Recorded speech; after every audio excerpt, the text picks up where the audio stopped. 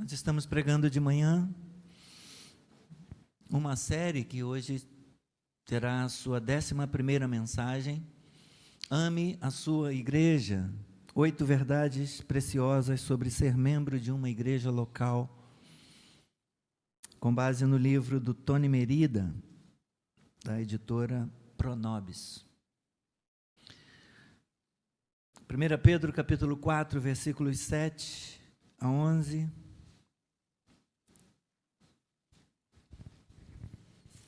Diz assim a Escritura: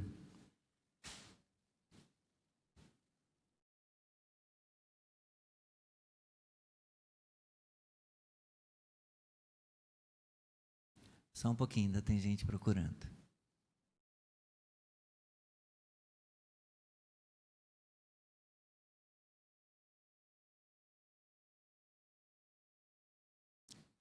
É a primeira carta de Pedro, capítulo 4. Nós vamos ler do versículo 7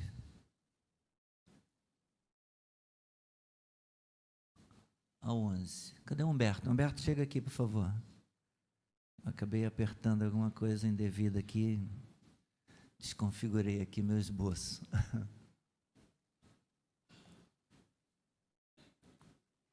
Enquanto eu vou ler o texto, estava a letra maior, 200 e pouco, não sei.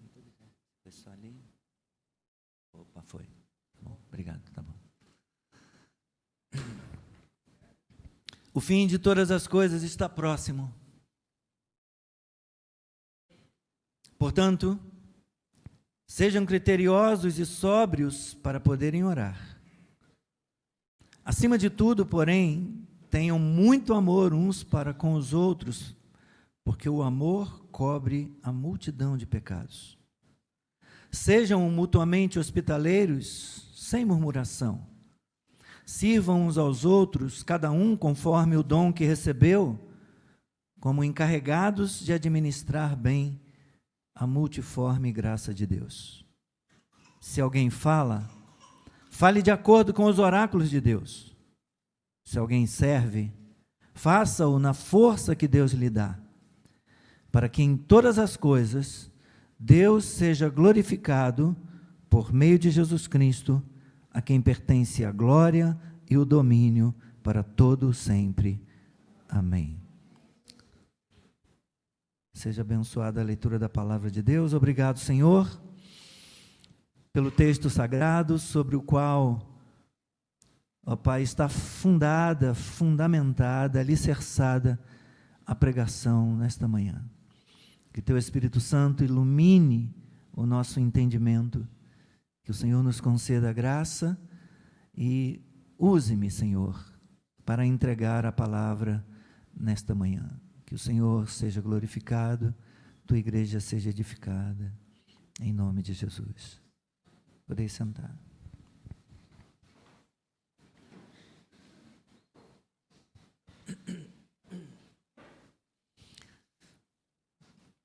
Nas 2 últimas mensagens dessa série Ame a Sua Igreja,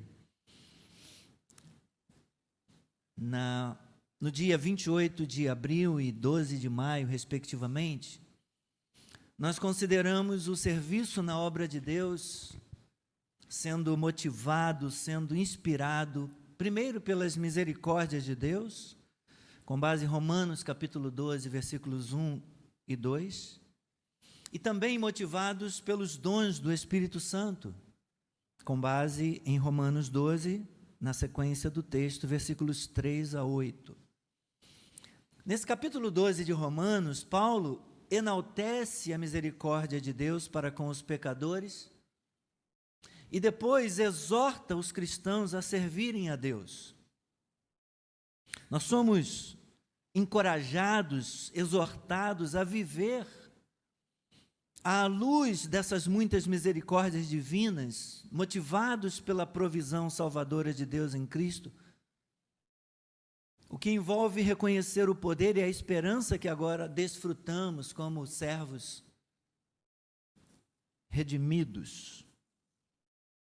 E ao fazermos isso, ponderando no nosso coração a respeito das misericórdias de Deus, Nós somos inspirados a entregar-lhe, a consagrar-lhe nossas vidas em adoração e serviço. Mas Paulo ainda tinha algo mais a dizer para os crentes da igreja em Roma. A exortação dele ainda não tinha terminado, nem tampouco o seu ensino para a igreja de Roma. Então ele continua no versículo 3 dizendo: porque pela graça que me foi dada, digo a cada um de vocês que não pensem de si mesmo além do que convém. Pelo contrário, pense com moderação, segundo a medida de fé que Deus repartiu a cada um.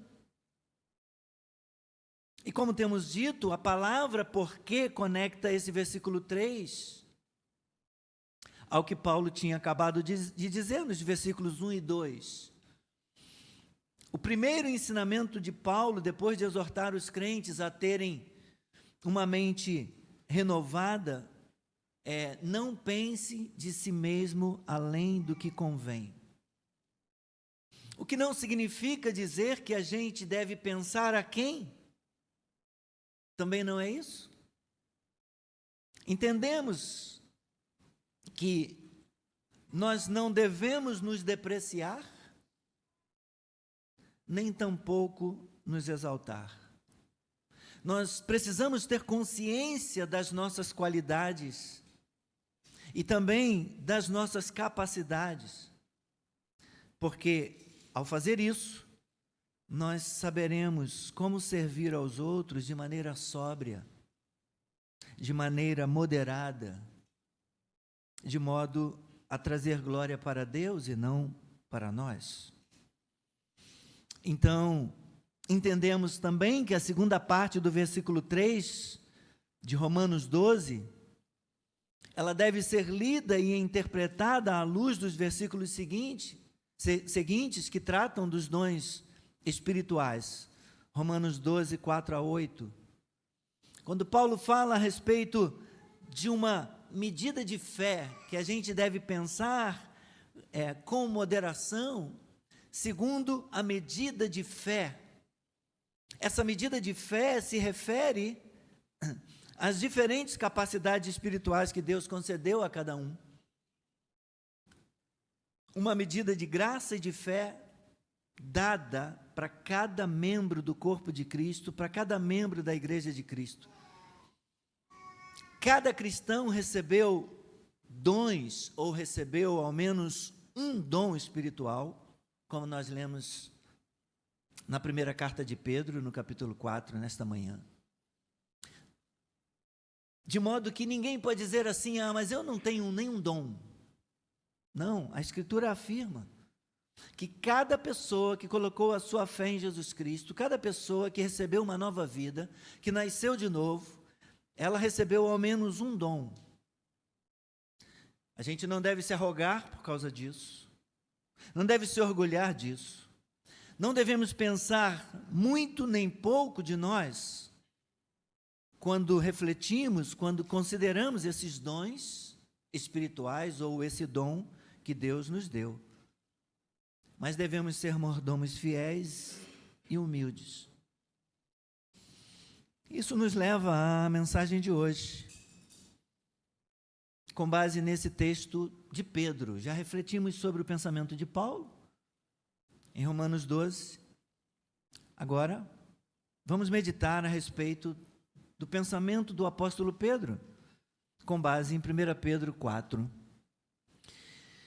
Porque nós encontramos uma outra inspiração importante para nos motivar a servir aos outros na obra de Deus. Primeiro, Paulo motiva a servir com base nas muitas misericórdias de Deus, na grande obra que Deus realizou na nossa vida, nos salvando, com base nos dons espirituais, nas capacidades sobrenaturais que Deus nos dá.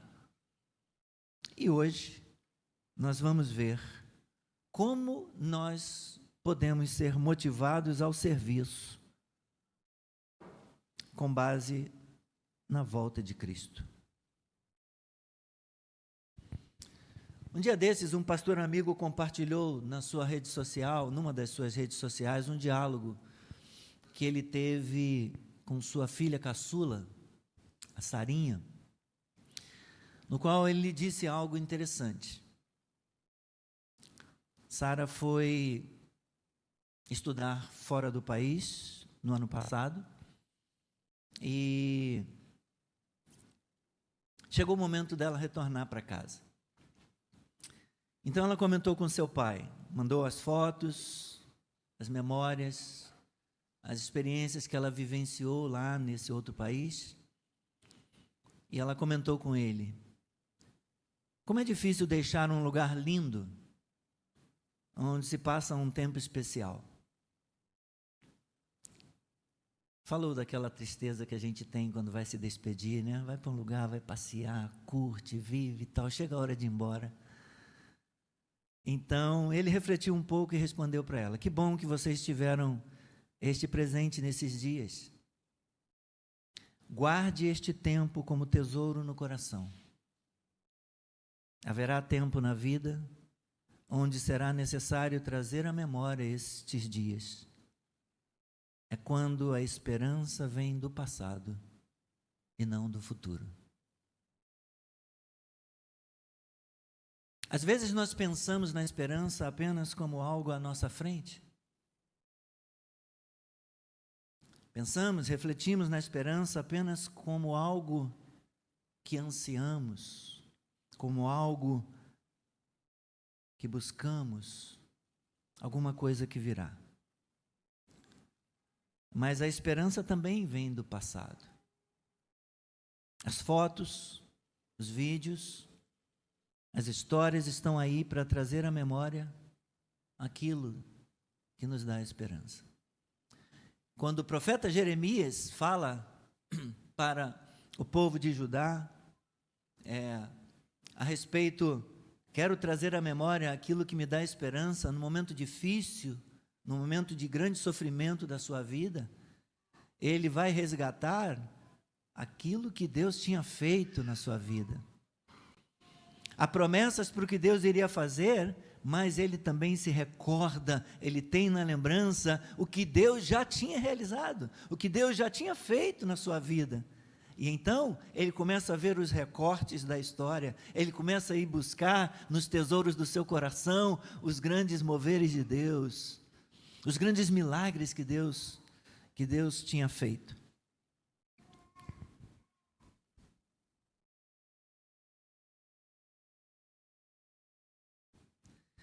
Então,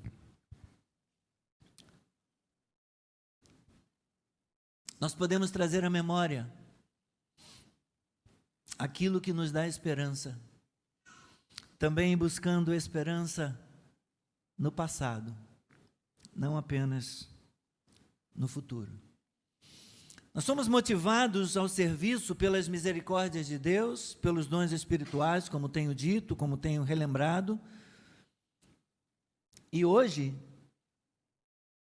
nós somos motivados, inspirados a servir a Deus, a servir na obra de Deus, pela volta de Jesus Cristo.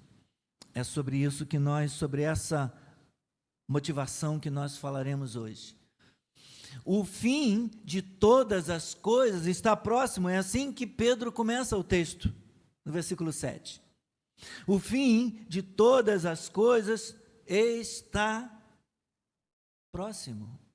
Ou seja, o ato final da história da redenção de Deus está à nossa porta. Cristo voltará em glória, portanto, sirva a Deus. Cristo vai voltar, portanto, sirva-o. Sirva-o com todas as suas forças, sirva-o com todo o seu entendimento, sirva-o com toda a sua dedicação, sirva-o. Mas o que podemos entender como significado da esperança de Pedro? Eu quero gastar um tempo para pensarmos sobre isso. Primeiro, a respeito da proximidade do fim. Esse é o tema da escatologia, ou o estudo das últimas coisas. O tema da escatologia, ou o estudo das últimas coisas, não pode nos tornar fanáticos, mas deve nos fazer esperançosos, deve nos tornar esperançosos. À luz da volta de Cristo, à luz do retorno de Jesus Cristo nessa terra, nós somos chamados a sermos membros ativos de uma igreja. Preferencialmente dessa igreja, se você está frequentando aqui. Somos chamados a ser membros, a nos tornarmos membros ativos de uma igreja, realizando fielmente as obras do ministério, com o propósito de edificar o corpo. O fim está próximo, orem, o fim está próximo, amem uns aos outros com sinceridade, o fim está próximo, pratiquem a hospitalidade, o fim está próximo, sirvam a Deus, sirvam na obra de Cristo, sirvam no ministério. Gente, o juízo final não é uma eventualidade remota. O juízo final, o fim de todas as coisas é uma realidade. Quando será? Não sei, mas será algum dia.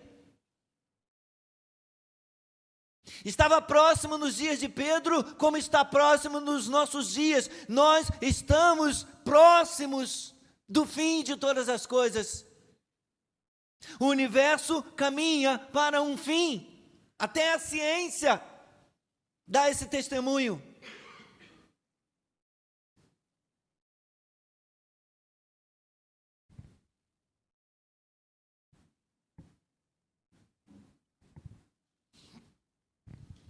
Não significa dizer que Pedro esperava o retorno de Cristo em poucas semanas ou em poucos meses.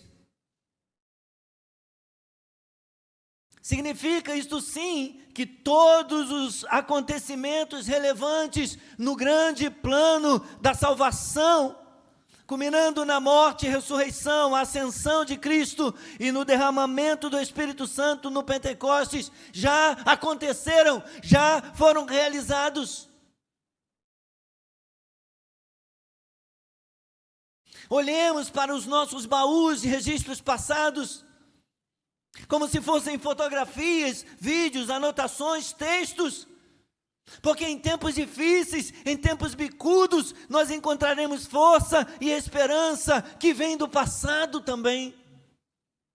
Deus disse que Jesus viria, Ele veio. Ele disse que morreria, Ele foi morto. A profecia afirmava que Ele ressuscitaria no terceiro dia. Ele ressuscitou, aleluia. A Bíblia afirmava que Ele, depois de ressurreto, Ele ascenderia ao céu e voltaria ao Pai. Ele foi assunto ao céu, Ele voltou para o Pai. E como os apóstolos pregaram no livro de Atos, Ele derramou o Espírito Santo no dia de Pentecostes. Todos esses eventos prometidos nas Escrituras, a respeito do plano da salvação em Jesus, se cumpriram. Deus não é homem para que minta, então a Bíblia vai se cumprir. Jesus Cristo vai voltar.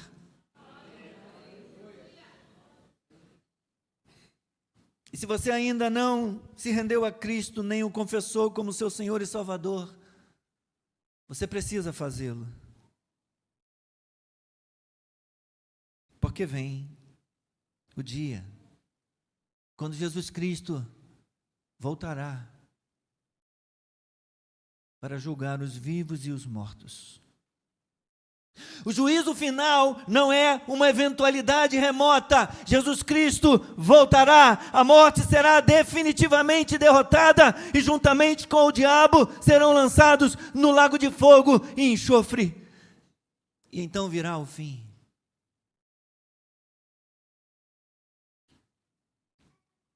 Em qualquer época, meus irmãos e minhas irmãs, em qualquer época, os cristãos precisam estar sempre prontos para a volta, para o retorno de Cristo, a fim de levar à culminação a presente ordem das coisas. A criação é um fato realizado, a queda é um fato realizado, a redenção é um fato realizado, a consumação será um fato realizado. Jesus Cristo voltará. Por isso é indispensável que vigiemos e oremos. Portanto, disse Jesus, vigiem o tempo todo, orando para que vocês possam escapar de todas essas coisas que têm de acontecer e para que possam estar de pé na presença do Filho do Homem. Vigiemos e oremos demonstrando sobriedade, demonstrando domínio próprio, autocontrole, praticando o amor mútuo, a hospitalidade e a mordomia zelosa no uso dos dons que Deus nos deu. Essa é a vida que traz glória para Deus. Mas a iminente volta de Jesus, o iminente retorno de Cristo, ou a vinda do fim, não é simplesmente um convite a olhar para o céu. Jesus vai voltar, então agora fiquem olhando para o céu, cruzem os braços e apenas esperem a sua vinda.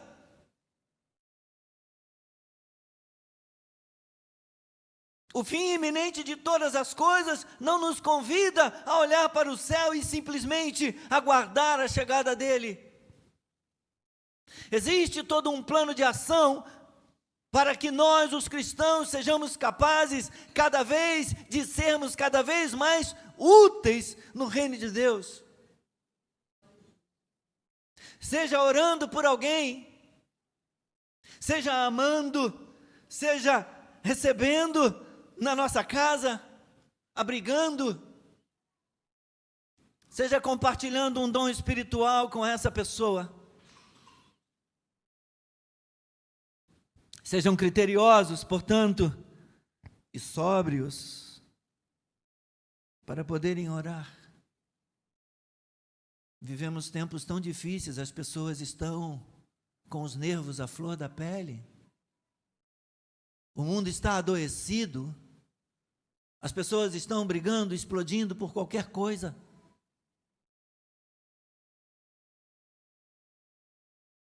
Adoecidas e adoecendo outras. Porque pessoa ferida fere, pessoa doente, às vezes adoece outros.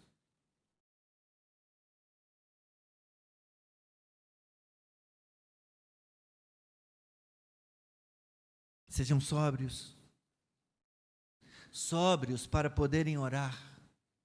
Sóbrios para saberem orar. Acima de tudo, porém, tenham muito amor uns para com os outros.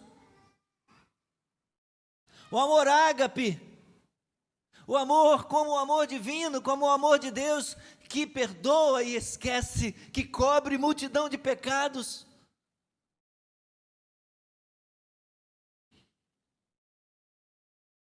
Sejam mutuamente hospitaleiros, sem murmuração, sirvam uns aos outros, cada um conforme o dom que recebeu, como encarregados de administrar bem a multiforme graça de Deus. Existe todo um plano de ação, portanto, para que os cristãos sejam cada vez mais úteis no reino de Deus. Enquanto aguardamos o fim de todas as coisas, enquanto aguardamos a volta iminente de Cristo, oremos, amemos, sirvamos, acolhamos. Você crê que Jesus voltará? Você crê que Ele recompensará aqueles que o serviram fielmente?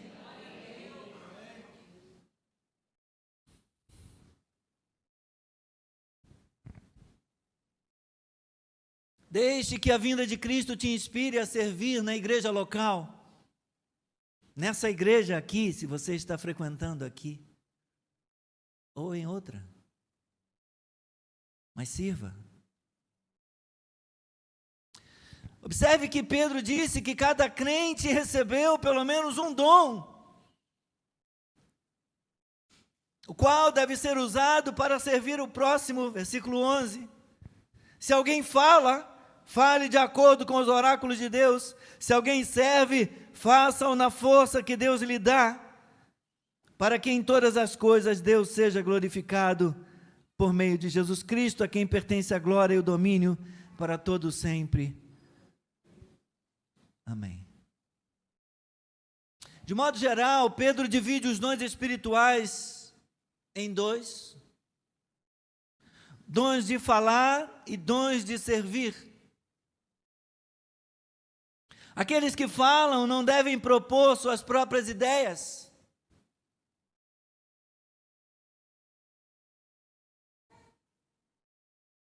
mas deve declarar fielmente as palavras de Deus. Os oráculos de Deus são as palavras de Deus.